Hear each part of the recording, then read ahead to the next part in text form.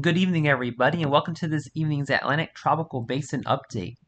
So, we have an area of interest that we need to watch in the main development region of the Atlantic. And taking a look at our area of interest, this area of interest has a 0% chance of tropical cyclone formation over the next 2 days, and a 40% chance of tropical cyclone formation over the next 7 days, with an overall medium chance of tropical cyclone formation. Taking a look at the forecast discussion, Central Tropical Atlantic. A tropical wave over the Central Tropical Atlantic is producing some disorganized showers and thunderstorms. Environmental conditions appear conducive for gradual development of the system, and a tropical depression could form by early next week while it moves westward at 10 to 15 miles per hour and approaches the Lesser Antilles. The system is then forecast to move westward to west-northwestward across portions of the eastern Caribbean Sea during the middle part of next week. Formation chance through 48 hours is low, near 0%, but formation chance through 7 days is medium at 40%.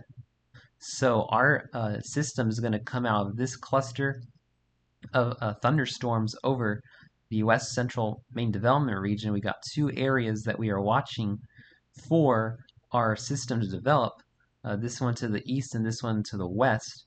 Either one of these could form to our system, and it'll likely become our next system in about 7 days or so. Taking a look at the models, taking a look at the 18Z run of the GFS model. So here's our areas of interest, our two tropical waves in the central main development region this evening. As we go forward over the next 3 days, not seeing much development as it moves toward the central Lesser Antilles. Going to September the 3rd, Tuesday, likely going to see an influx of rain across the central Lesser Antilles in areas like Barbados, through St. Vincent and the Grenadines, Grenada, maybe even Trinidad and Tobago. And then as we start going into Thursday, September the 5th, we could see some slight development as the system moves south of Hispaniola, but still looking like an open wave in the 18Z run of the GFS model. And then as we start going into Saturday, September the 7th, this is when we could start seeing some development with the system, perhaps a weak tropical storm south of southeastern Cuba going into Saturday, September the 7th. And then as we go into Sunday, September the 8th, this is when the GFS model really wants to develop the system into a strong tropical storm near Jamaica. And then as we go into about 10 days out, this is where things start getting interesting, as the GFS model shows a strengthening Category 1 hurricane clipping western Cuba as we go into Monday, September the 9th. So these model trends need to be watched very closely over the next several days. Taking a look at the 12Z run of the European model also shows a disorganized wave moving through the Lesser Antilles Monday and Tuesday.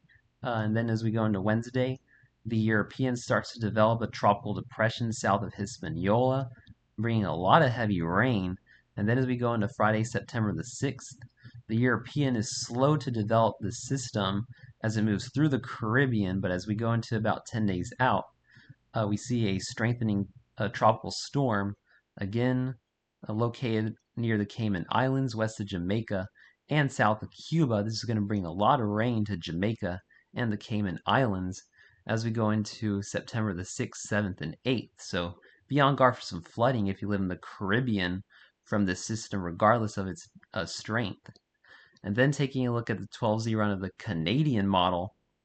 The Canadian model is the most bullish model, showing a strengthening tropical storm moving through the Windward Islands as we go into Tuesday, September the 3rd, bringing a lot of heavy rain.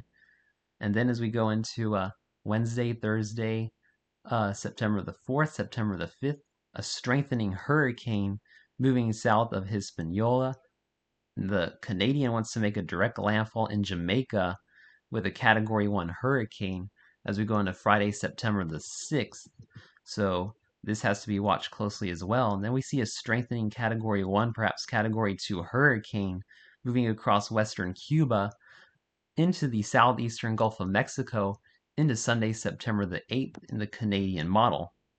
This model is by far the most aggressive model of the three, so we're going to have to continue to watch these model trends closely on this system.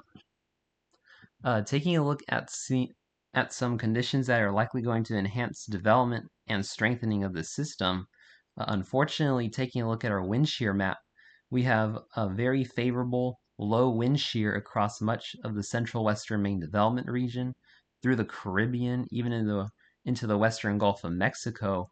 And as this system moves west through this area of low wind shear, we should not have any problems with this system organizing as it moves through areas of 5 to 10 knots of wind shear in the western main development region through the central Caribbean.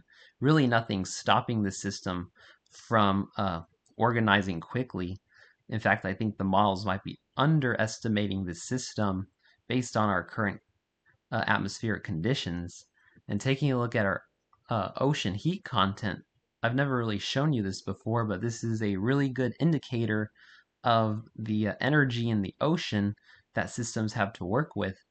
And once we start getting into the Western Atlantic and especially the Caribbean, we start getting over 100 OHC in the Eastern Caribbean, Western Atlantic. Perfect conditions for this system to start strengthening with a lot of upper ocean heat content. And once we start getting into the Caribbean, seeing these areas of 150 plus OHC, this system is going to likely have no problem rapidly intensifying as it moves through this area of the Caribbean. So if you live across, I would say from Hispaniola through Jamaica, the Cayman Islands, through Cuba, Yucatan Peninsula, Florida, even the Gulf Coast, make sure you're watching the system very closely over the next several days, as we could be dealing with a strong to major hurricane once this system enters the Western Caribbean in about 7 to 10 days from now. So thanks for watching this evening's update. I'm going to continue to monitor the system as the days progress. Please stay safe and have a wonderful evening, my friends.